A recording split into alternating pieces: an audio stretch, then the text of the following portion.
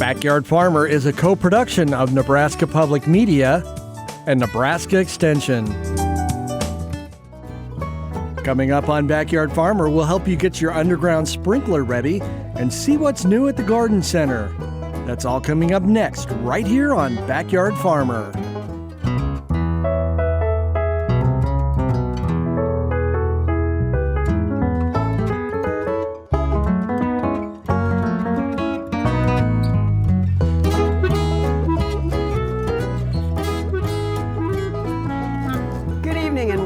Backyard Farmer. I'm Kim Todd, and we've got another great show planned for you as we answer all those gardening questions.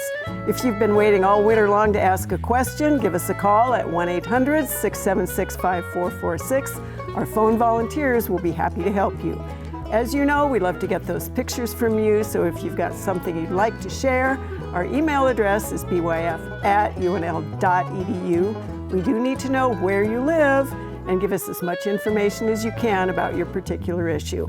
Also, we would like to invite you to follow us on Facebook and Instagram, subscribe to our YouTube channel so you can enjoy all of our past videos and features. So, Kyle, first show of the season and a lovely beastie. What do we have? Yeah, so it's that time of year where temperatures are warming up and critters are finding their way into our house. So I have an example of one of those tonight, brown marmorated stink bugs. And so these are relatively new insects here in Nebraska. They've only been in the state for about 7 or 8 years. They are an invasive.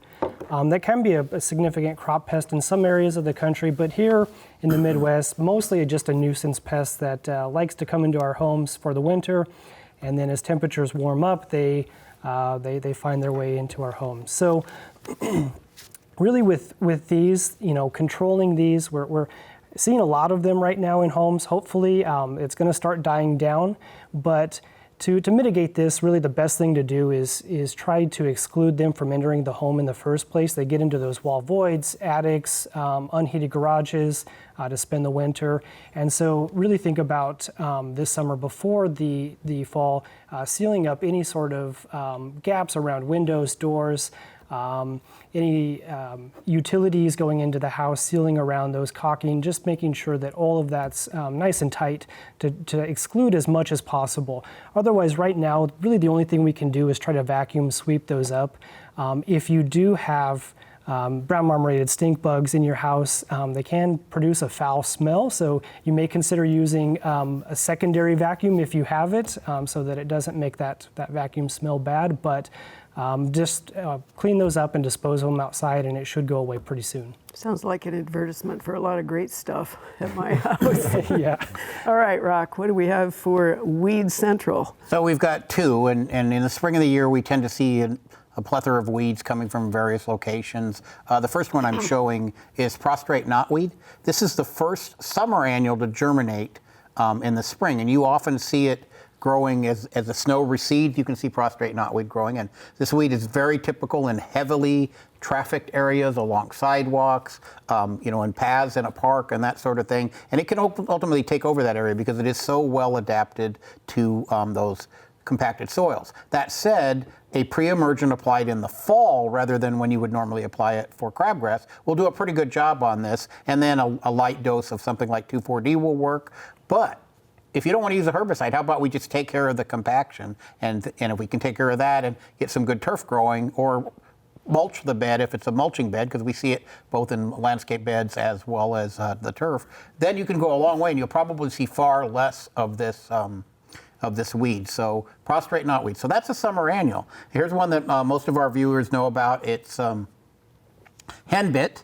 Henbit is a winter annual. So it germinated last winter, or late fall, germinated, and then it goes into a resting phase over the winter time, and then it pops immediately in the spring. This is an annual called henbit, and at the very tips, what you'll find is that's where the flowers are going to rise. They're going to be really pretty purple. You can go by fields all over Nebraska and eastern Nebraska, and they'll almost be purple. They're so pretty. But what we want to make sure you do is it's a mint, so it's got a square stem, But you don't want to mistake this for Creeping Charlie, which is a perennial and requires a much more aggressive way to get it controlled. And Creeping Charlie, the flowers, instead of arising at the tips, they arrive in the crotch, right where the leaf stem and the main stem come in. So that's where that comes out of. So that's the difference between the two. One of them is a perennial and one of them is obviously an annual. But this also could have been controlled with a fall application of a pre-emergent. So you could get both this weed and this weed, which are very different biologically. One's a summer annual and one's a winter annual, simply by accurate timing of those pre-emergent herbicides. Now this time of year you want to clip this one back before, or hoe it, or spray it if you need to go that route, before they put seed heads on them, because they're a prolific seed producer. A single plant can produce from 2,000 to 3,000 seeds, and if you look in a lot of the fields right now, there are literally thousands and thousands of henbit plants. So those are our two weeds of the day. All right, thank you, Rock. Lauren. Awesome. Well, a lot of people are out cleaning up their flower beds, doing some pruning. A great time to get rid of that disease inoculum. So I brought along tonight a couple, if you have red twig dogwood, yellow twig dogwoods, other shrubs can get this as well. But you can kind of see these dead ends that we see. We also have some lesions on there. And the challenge with this is that if we don't prune that away when these materials get older, I'm going to just show you all the spores that are there. So on these two sides of the branch, I think you'll be able to see if they zoom in here, on here, or in here. I don't know if we can get any closer or not, but you would just see little black specks like pepper all over those. And those are little pycnidia from the fungus that are on the wood that is producing millions of spores. So all those little dark spots that we see along in here and here. So we just want to remove that, and that'll remove that inoculum source. So while you're doing that cleanup, if you're still at it, maybe you're behind like I am and you're definitely still at it, great time to prune out that disease inoculum. Thank you, Lauren. All right, Jeff, you get the beauty of the day. Well, I've got a couple different things here. See if we can get this turned around. So I have two things. I have the taller plant is purple apricot. So it's kind of fun. The leaves are purple, the flowers are a light purple, and then the fruit is purple as well. So, and it's one of these plants that, like many prunus, kind of keeps giving and giving. So the planted several years ago, it got borers. I didn't treat the borers, decided to get rid of it. And, you know, the next spring, there's 5 more of them growing up in the yard where the seeds, because it was a prolific fruit. So this is one of the progeny of that tree, so which is fine. So, and then the smaller flower I have here, the green plant, is Petasites or butterbur. And butterbur is a kind of a ground cover. It likes, I would give it, you know, half day sun at the most. Keep it out of the late day sun, certainly. Can like a wetter area, but it produces very large leaves, 20 inches across at least. This particular one is variegated yellow and green. And so it goes well with ferns and other kind of things that will deal with maybe a drier shade too. So Excellent. Thanks, guys. All right, your first round of questions, Kyle. The first one comes to us from Douglas County. What is it, and did it come in with the firewood? And I think sent one picture. Yep, it's a banded ash borer, and most likely it did come in with the firewood. They're pretty notorious for that, for emerging from firewood. So, all right, one of those borer things. Your second one is she found this in the backyard farmer garden. What is it? Why is it here so early? And what should we do about it to avoid damage to our plants? yeah, this is a Colorado potato beetle, and they can be pretty nasty pests. So they overwinter as adults. They dig down into the soil several inches, so they are one of the early season pests we can see showing up. Things you can do to avoid injury in the garden. So they feed on potatoes, as the name implies, as well as other solanaceous plants, so tomatoes, peppers, but really prefer potatoes. So one thing we can do is make sure, before those solanaceous crops are in, your potatoes and tomatoes, there's no weeds in the garden, any sort of weedy host that would provide sort of a green bridge for them, like nightshade. So before those are in there, make sure that all those weeds are cleared out. They are also attracted to the color yellow. So really early in the spring, we can put yellow sticky traps up, and that will help attract some of those adults and trap them. Otherwise, for treating them in the garden, you can watch them throughout the growing season and see, monitor any damage. But unfortunately, they are resistant to pretty much every single class of synthetic insecticides. So there's very limited options for treating them once they're a problem. You can use spinosad. It should be relatively effective. That's what I would probably go with if I was treating. All right, excellent. I'll just hang my shirt out there and we'll go from there. Just walk around and weed and just collect them. So. Oh, great. All right, Rock. This comes to us from western Nebraska, front yard, west side of the house, sun all day. This is how it always looks. What is the best turf for it? And this is up north, western Nebraska. So it'd be nice to know what they had there. I'm assuming bluegrass, that's what seems to be prevalent in the western township and in that area. So I'm going to probably suggest a turf type tall fescue, which is much more heat tolerant. But bluegrass grows great in the full sun. So I'm questioning whether they maybe need to look at what else is going on. Are they watering that? Are they fertilizing it? Are they managing it? And if they're not managing it, then maybe that's all it's going to take, because bluegrass is really resilient when it comes to recovery from a droughty time. So if last summer they didn't irrigate it all as dry as we were, I'd get some water on it and see what recovers. But if they really think that's a western exposure that's full sun all the time, then the turf type tall fescue probably is a better bet for that. And just leave the base there and drill the seed in right away. And they said something about spraying. I'm just not sure what you would be spraying for. Perfect. All right, and then we have a zoysia grass problem. She expected it to turn brown last fall, but large patches appear to have turned gray, lightly fertilized last year. Was that the problem, or what do we have going on here? So great for them to be cognizant of the fact that, zoysia grass goes dormant. It's not dying, it just goes dormant. But in this case, the zoysia looks to me like it has large patch, which is a pathogen that affects zoysia primarily south of here, Kansas, Oklahoma, Texas, et cetera. So we don't really see it frequently here, but when we do see it, we suggest that you let it grow out of it. It'll probably fill in even with the slow growth of zoysia grass. And there's nothing they can do other than if they wanted to plug into that patch. But I'm going to say it's going to recover, and by late May, they're going to be pretty confident that that's not going to show up. And I don't know if Lauren wants to comment. Well, we don't spray for large patch and zoysia grass in this part of the world. Okay. He's nodding his head, yes. All right. Speaking of that, let's see. This is Wayne, Nebraska, Lauren. A brown branch on a spruce tree on the southeast side, tree in the grove with other spruce. Yeah, so if we look at this picture closely, you could see that single branch being affected. When you look at the branch, the whole branch is being impacted. So I think this is some sort of canker or some injury to that branch. If they'd follow it back, there's probably going to be some pitch or resin at some point. I would just follow that branch and go all the way back, to the crotch in the tree where it meets, and see if you see any injury on that branch. Okay, and then you... And just prune it out. Yeah, and another spruce. The top branch of a 15-year-old blue spruce is dying. What is it? Should that branch be cut out? And this is Plattsmouth.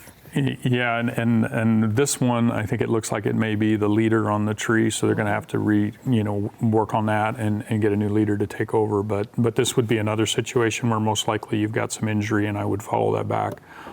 This is the time of year where you tend to see these things. These things are starting to freshen up, and maybe you're just getting out and looking in the landscape more.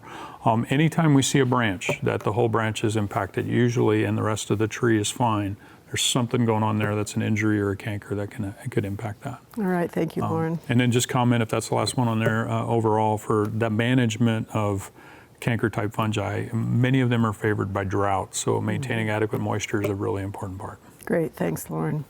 All right, Jeff, this is Dwarf Alberta spruce. Sprayed them several times last year because they had bugs. They look awful now. Will they recover? I think we have two pictures on this one. They probably had spider mites, I'm guessing. So I would say no, they're not going to recover. So I would go ahead and replace those. There's some great dwarf conifers that are better than Dwarf Alberta you could look at. Exactly. All right, so this is a weird one. She found this pile on the sidewalk in rural Stromsburg. She can't figure out what it is from. Seeds of something? Yeah, to me, it looked like squash seeds, pumpkin seeds, something like that a squirrel or something had gotten in, shredded, and eaten the seeds. So that's what I'm guessing. Something. Ate it. Yeah, a mouse, All right. something. A mouse or something. I had something look just like that where a pumpkin rotted. And I picked it up. Exactly. Yeah. Me too. Yeah. Well, you know, things are starting to warm up this spring, and even though warm up a lot actually, and even though we've had some decent moisture in some parts of the state, you might need to tinker around and get your underground sprinkler system ready for the season. So first up tonight, Rock is going to tell us what we need to know to get those irrigation systems running.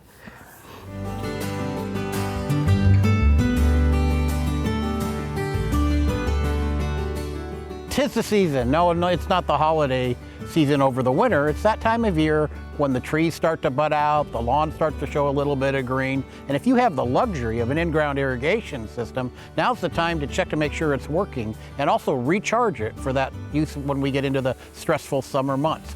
There's a series of logical steps that need to occur. First and foremost, you have to turn it on at the vacuum breaker. The vacuum breaker is in place to keep the water from your irrigation system from backing into the house, so it's a very good safety, and it's required on most municipalities. It's real easy to do. You simply turn 2 screws, make sure that you've had it shut off from the winter before, but you turn off these 2 screws, and then the water will then not flow out of them. If you forget to do this, water's going to go blasting out when you drop down into your water source and turn the water on. So that's step 1. Step 2, you have to go to your water source and physically turn it on. This is really important, and it's also important that when you turn the water on, you don't just flip it on and hope for the best, because water can build up pressure and it can create what's called a water hammer. So you want to slowly ease it on.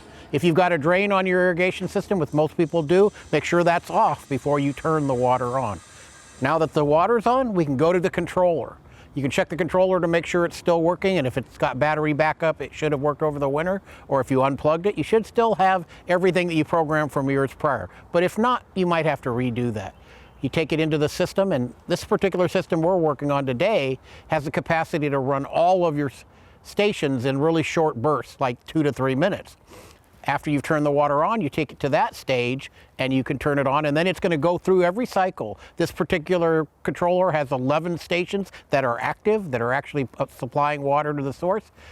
And what we mean by that is that there's a sprinkler attached or multiple sprinklers attached to that. So you turn it on, and then you can walk around the location and watch the sprinklers come up and down. Probably need to have a notepad with you, or maybe your phone, whatever you like to use, to record maybe where there's a head not shooting the right way or something like that. So you can go back and fix that a little bit later. If you're lucky and have no repairs, then your system's up, charged, and ready to go. So to bring it all together, it's certainly good to check your system early on to make any of the necessary repairs if any are needed. But it's certainly not time to water yet. We've had a good winter, and water is in the soil and ready to go. The grass isn't actively growing, so let's not waste any water in the system now. Let's wait until the lawn needs it.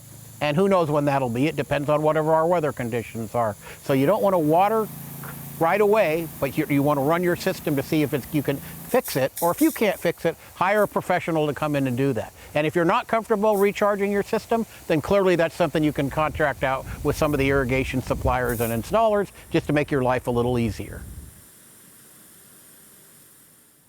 You know, these systems can make it easy to water your landscape consistently, but like Rock said, keep an eye on what the weather is doing. Do consider turning that system on only when you actually really need it. I think a lot of things get overwatered. All right, Kyle, we have here a very beautiful picture on this first one. And early bloomers, this is pasque flower, but they're being used by small bees. There's actually, I think, 2 in this. Yeah. And he's talking syrphid flies too. What do you think these are exactly? Yeah, I don't see a syrphid fly in this picture, but yeah, these look like small carpenter bees probably. They overwinter. The females overwinter as adults in stems, and so they are one of the first bees that we see out and active. Yeah, and he took that picture with his phone. Isn't that cool? Very nice. Yeah. All right, you have two pictures on this one, not so pretty. This is Carney, and one of the dozen of approximately 20-year-old Scotch pines has these areas of excessive sap. I think we have, yep, 2 pics. No visible holes. They might be covered by the sap. Pruned branches were done 2 years ago.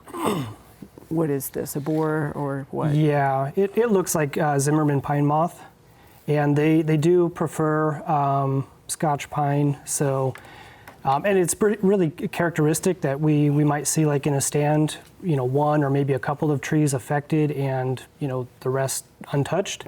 So it definitely looks like that to me. It's a little unusual, the location. Usually we see them like in the crotch, but I think that's still probably what's going on here. For control, they overwinter as really small larvae, and they become active really about this time of year. So kind of mid to late April into May is when we see them start to become active. And when they do that, they come out from sort of a protected overwintering puparium. They wander on the bark looking for a new feeding site, and then they'll bore in and start feeding there. So once they're inside, there's really nothing you can do in terms of chemical treatment. So there's a narrow window in around late April where we can treat with a pyrethroid insecticide like a bifenthrin or permethrin. Both of those would be options, and it requires a trunk drench. So you have to really thoroughly cover all areas of that trunk. You don't have to worry about the branches or anything else, but make sure that that trunk is thoroughly covered, and that will provide protection as they're out looking for a new spot. Otherwise, you can kind of monitor if it's fairly small number. You can monitor for any new feeding sites throughout the year, and peel back that sap and see if you can just basically destroy any larvae you find in there. All right, thank you, Kyle. Rock, let's see. This your first picture here is one that is a strange lawn of some sort. What do we think this is exactly? And this is a Lincoln viewer. I think this is what they're looking at and saying on this. What do you think is going on this well, one? there looks to be a fairly significant dead population of prostrate knotweed in and among there.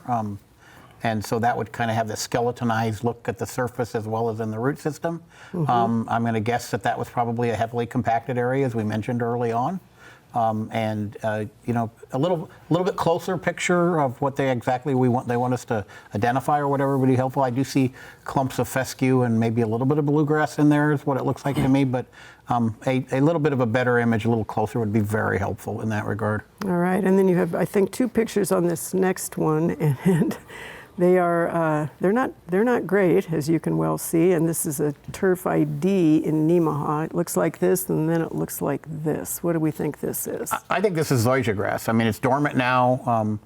Clearly, it's got a heavy, dense stand.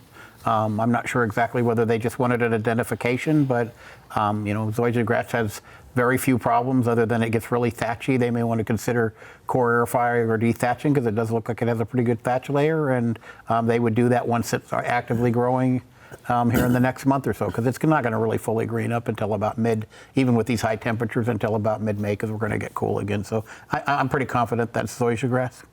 Okay, and they could send us pictures when it greens up, and we might be able to And then we'll definitely be able to do more. All right, Lauren, spruce time. This is Elgin. This is approximately the 4 to 5 foot top of a blue spruce, very large in the backyard. They did have one beside it 3 or 4 years ago that did exactly the same thing. They had it removed immediately. They're wondering is this going to spread to their other trees? It most likely, and this is a similar scenario to what we had in the previous pictures. There's some sort of activity going on that's probably a canker if they're not seeing any physical damage, or, for example, sometimes in the western portion of the state we see porcupine feeding that looks like this. But if this is a planting where you don't see any injury, those fungi that are causing the canker are probably existing on the bark of the other trees already. And it's just something that triggers a stress to where that plant results in infection, and then the branch is killed. So pruning it off, best thing to do in that case where it's at the top, make sure you've got a new leader that you can form. But reality, there's nothing that you can really do to treat these. This is something that you really just try to maintain adequate moisture, try to keep the trees from being stressed, and drought stress, again, favors a lot of these cankers. So just a few things there. All right, thank you, Lauren. And then you have 2 pictures on this one. And this is an Omaha viewer with obviously old yews, front of the house facing north. The last 2 or 3 seasons, they've had this brown spot in this, and they end up cutting it out, and then another piece dies. And very similar, just a shorter version of what we just talked about, most likely. Following that down again, sometimes in our shrubs, we'll see some sort of rodent injury or something, though, that will girdle individual twigs. So carefully look for that. But most likely, I think this is a scenario where you probably have, again, some sort of a fungal infection that is causing that. Pruning that out about 3 to 4 inches below the affected area, just like on trees, is the best course of action, and trying to stay after it so it doesn't continue, because it will produce inoculum, just like we showed with the branches earlier in the show. All right, thank you, Lauren. Jeff, you have 3 pictures of this one. He is sending it for his mother, Douglas, Nebraska. A 25-year-old white pine starting to turn brown, 3 others near it. She's concerned that this one is dying and could cause the others to die. So. Well, it looks like it's, especially after our warmer weather here, the tree's probably mostly dead as it is. So, Lauren, I guess as far as the same sort of thing, would white pine be sharing some sort of spores amongst each other? They could, and if you're seeing dead branches or a dead tree, but with white pine, we see them fail sometimes too, Jeff, just totally. So I think some of those are sometimes more root rot, sighting, things like that. Sure. Or drought. Or drought. Be sensitive. Yeah, all right. You have one more picture, Jeff, and this is a Southwest Nebraska viewer. She has peonies, and they're probably up further than that in one day, but she's wondering, is it okay to separate now, or should she wait till fall? Well, she should wait. If the peonies are something she wants to keep, she should wait till late August, early September to do that. If she needs to just move them, and you'd have to give them extra care, but you could move the thing. I would not separate the peonies, I wouldn't divide them, but you could move the whole plant. And then give it like new plant care after that. Okay, loving care. Loving care. All right, thanks. Well, we haven't planted anything in our garden yet, but Terry James says there is plenty to do to get ready for the season. Let's take a minute to see what's happening out at the Backyard Farmer Garden.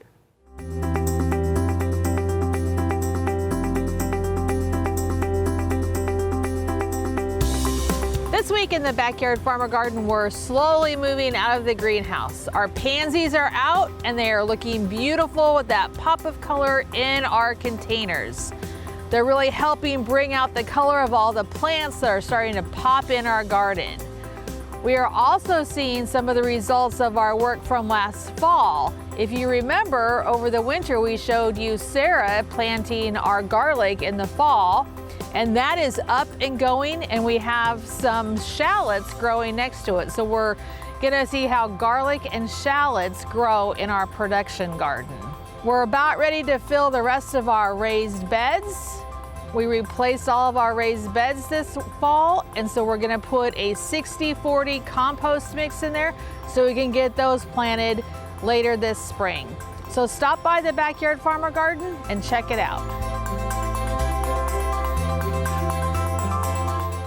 If we get some rain, we may be planting sooner than later. We'll see. Right now, of course, it is time for lightning. All right, you ready, Jeff? Sure. Yes. Because I don't have a choice, do I? Such confidence. All right, this came from a viewer. How do you harvest asparagus? Do you cut it? What do you do? I would cut it, yeah. So you can use a knife, a sharp knife. All right. Second question from the same viewer. How much can you harvest at a single time, or size? It depends on the age of the asparagus. So the first year or two, you're going to want to leave quite a bit of it there and allow it to continue to produce sugar for the root system. So and as it gets older, you can harvest more. All right.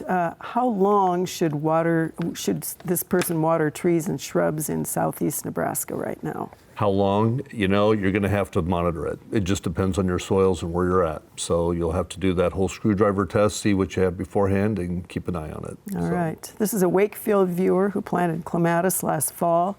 Wabbits ate them to the ground. Will they come back? They might. So I don't think I'd worry about it. We cut clematis back right now anyway, so I think you're fine. All right. Red twig dogwoods, are there any good ones, or are they all susceptible to cankers and things? I'm sure there's some great ones. We have problems with them on campus with canker and things, so. Hard to know. And obviously Lauren does, so. Right. I have an old one though. Okay. All right, Lauren, are you ready? Kim, I'm ready as the breaded morel fried and duck fat tonight. Ooh, Oh my. have you found any? Don't answer that question. Can't say. All right, your first question is, this viewer had green beans that got rust last year.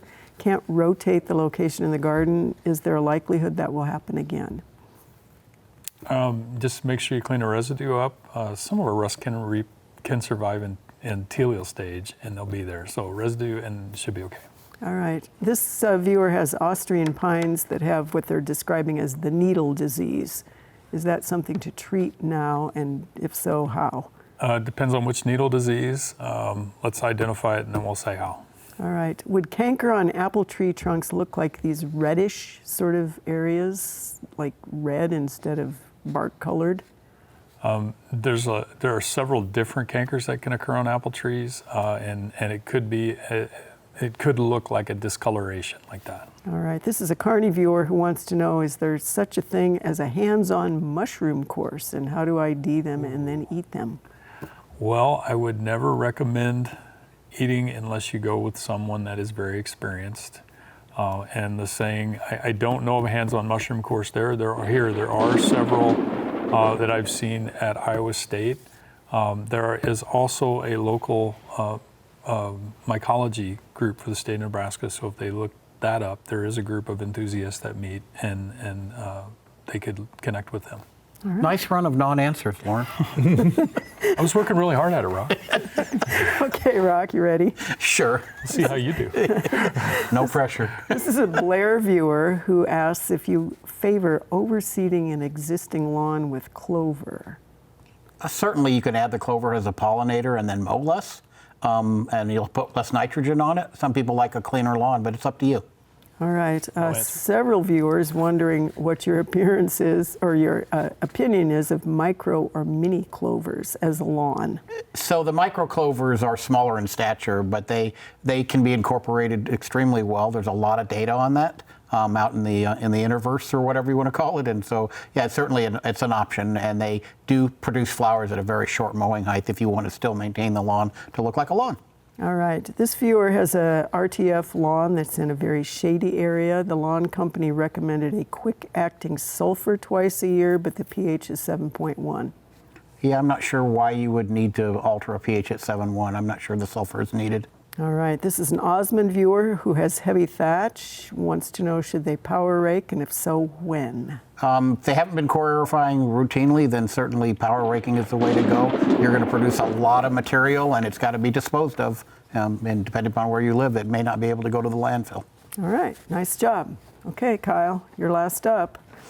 This is a viewer who had a greenspire linden that was ravaged by Japanese beetles. Wants to know, is there a spray or a dust of some sort that will prevent that from happening this year? And what is the active ingredient?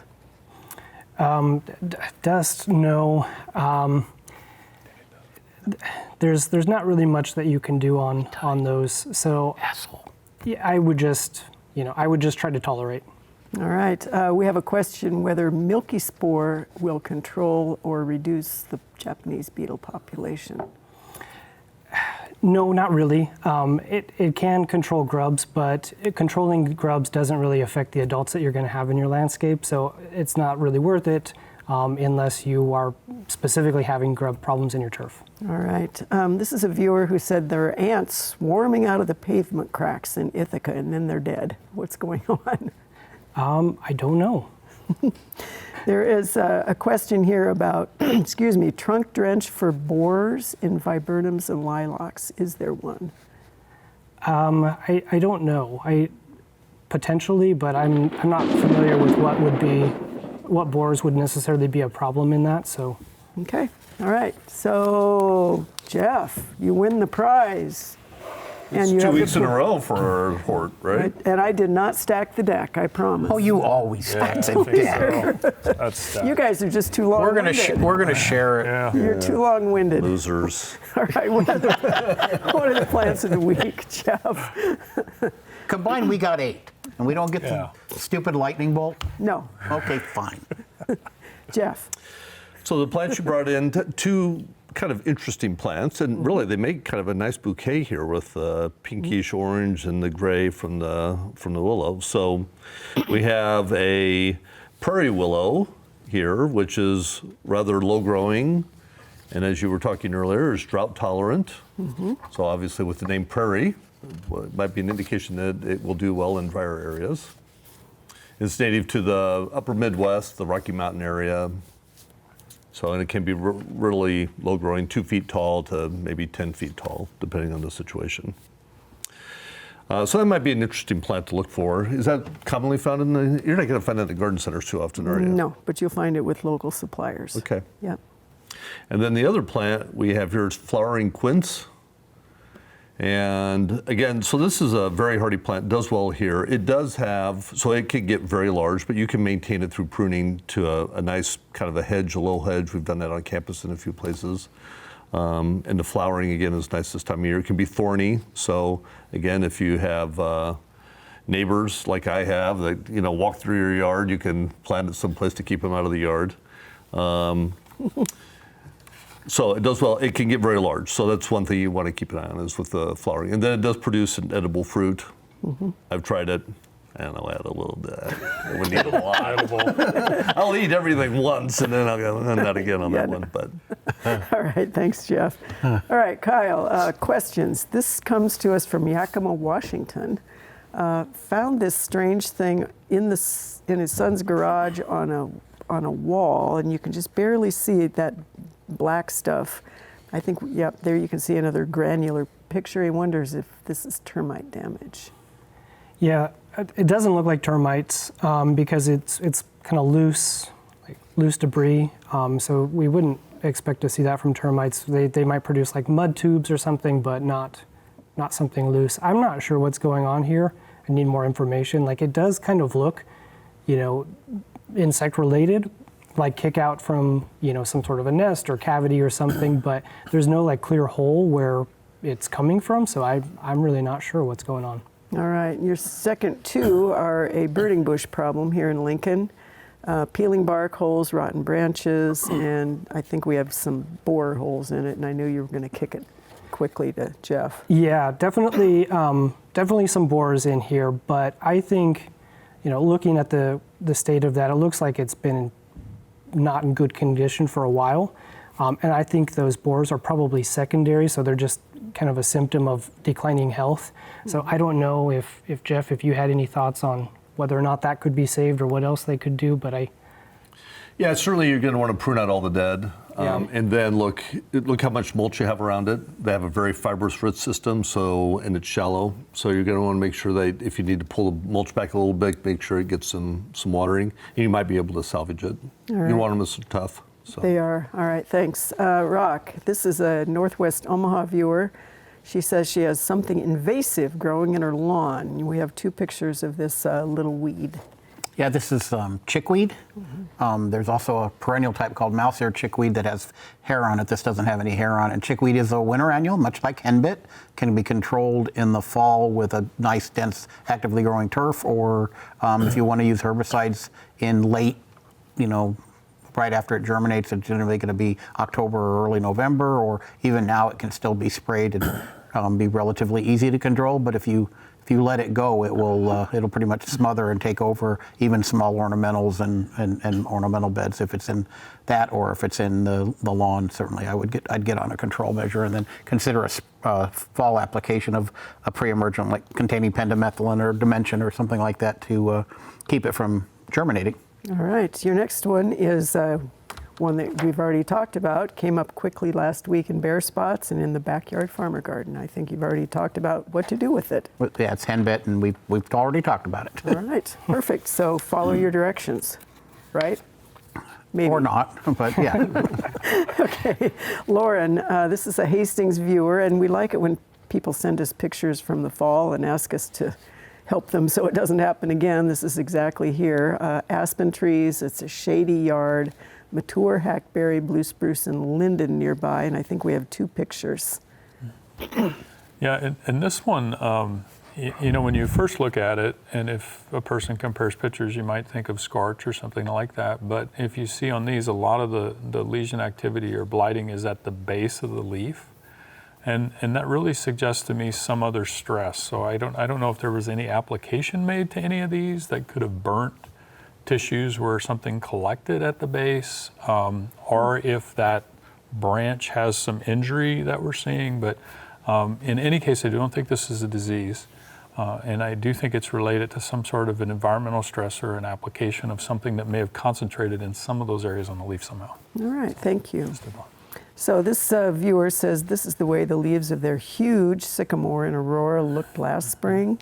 What is it? Will it come back this season? It'll definitely come back. So this is anthracnose on sycamore, and we'll see anthracnose on a lot of different trees. A lot of times the leaf margins are just started like some of these, and they'll be blighted in different areas. So I wouldn't treat it. And Kim, I wanted to comment on one thing. We talked about the mushroom groups, and I just did a quick look, so I got it right. So the Nebraska Mycological Society is where our viewers could look. And actually one of our emeritus faculty in the Department of Plant Pathology is very active in that group. And they have a chapter in Nebraska that's very active, so I encourage people to reach out to that. They do a lot of really interesting things and a lot of just general knowledge about identification. Cool. So. All right, you have 2 more pictures, Lauren. This is Waterloo, Nebraska. Silver dollar eucalyptus seedlings, and they're indoors. What to do here? Okay, and they're indoors now. The question, I looked at this and talked to some people about it, and really couldn't identify anything that we would recognize, and it made me question if it wasn't some sort of parasitic insect or something the way the galls look. But where it's inside, I doubt that's the case, right? So the only thing that could be possible that could form those distorted growths could be something like crown gall. So if they're pruning a lot, maybe, and it's indoors and they're doing that, it is possible. So I would recommend cleaning your pruners, trying to cut that material out and see if it recovers. All right, thanks. Jeff, 3 pictures on this one. This is a carny viewer with a 15-year-old redbud adjacent to the deck. On north side, there's some bare wood discoloration. We can see it, I think, in the other 2 pictures, what's going on. No holes. Is this a bark situation, a woodpecker, or is this kind of what redbuds do out there in Kearney? Well, I mean, first of all, great job in keeping a redbud going for 15 years in Kearney. So, and I'm sure there's other people out there that have them, but that's great. That's kind of unusual. You know, redbuds will shed some bark, and they can have that kind of activity where they'll lose some big pieces of bark. I didn't see any particular holes or damage in the tree. Maybe lower on the stem, it looked like there might have been some area that had been wounded, but was callus tissue was filling back in. So I think we're fine there. So I think it's just make sure that, again, this will probably need supplemental watering and keep an eye on it. But it's a small enough tree, I don't worry about it hurting anybody if it would fail. So. All right, and 2 more pictures, Jeff. This is a large maple, autumn blaze. Noticed an area of loose bark at the base. Is this a concern? Now it looks worse. Should they treat it? And really, to me, as I zoomed in, I could see that it looked like we were getting some callus material forming there. So I think there might have been a wound at one point. Something happened, maybe a little sun scald, and it looks like it's healing itself. The tree needs pruning, though, so I think I would call your arborist back and see if we could, after it leaves out, do a little pruning to it. So. All right, excellent. Well, you know, this time of year, our garden centers are booming with business. It's fun to roam around the aisles, see if there's anything that piques your interest. We took our cameras to a local garden center. We'd like to share with you what we found.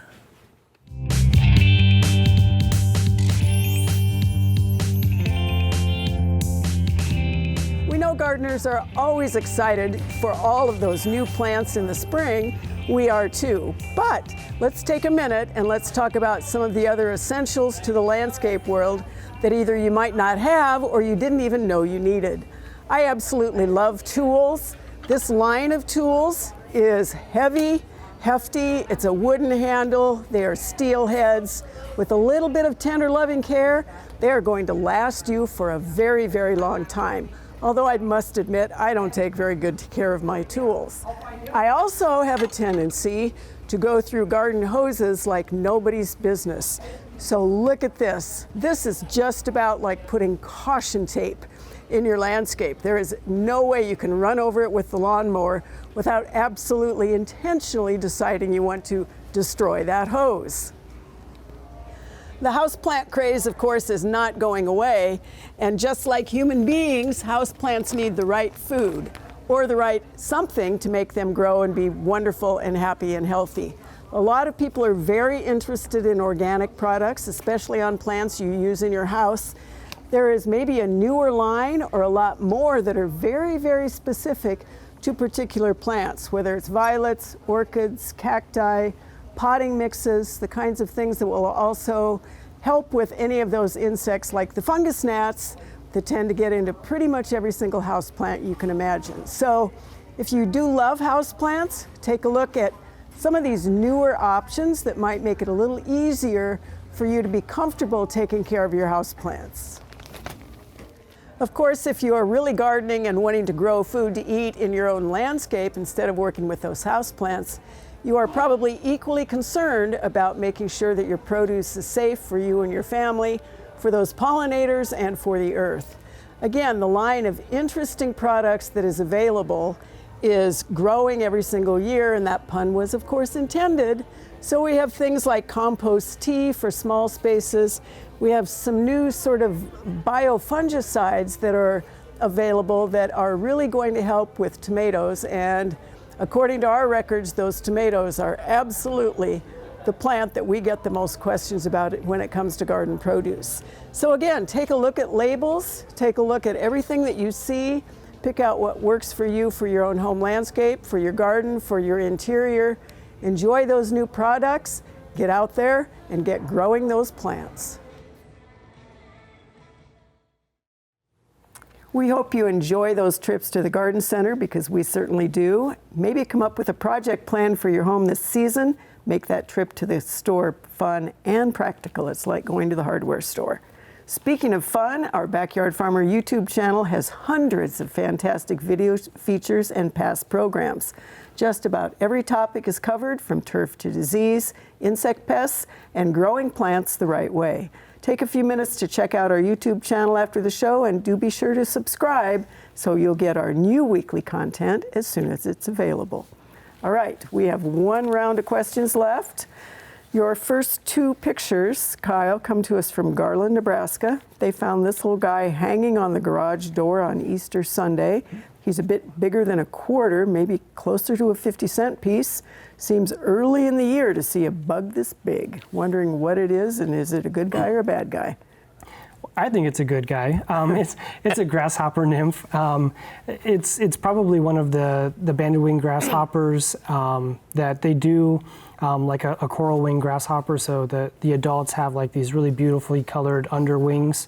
And they do overwinter as mature nymphs, so they can be quite large this time of year.